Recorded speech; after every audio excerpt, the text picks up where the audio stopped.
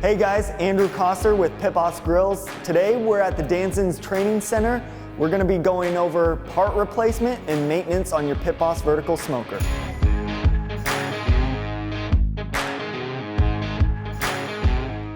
So in this video, we're going to go into replacing the igniter on your vertical smoker. We've already removed all of our internal components, the chimney and doorstop, flipped our smoker onto its top, and given ourselves access to our wires. From there, what we're going to go ahead and do is actually remove the 6 screws that hold your burner in place and flip the burner over.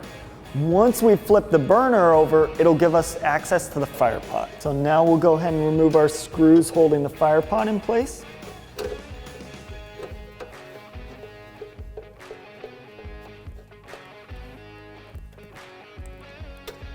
Once the screws are out, the fire pot will come right out.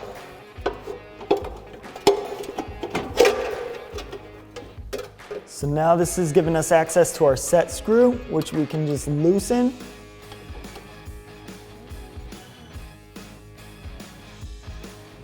The igniter will slide right out.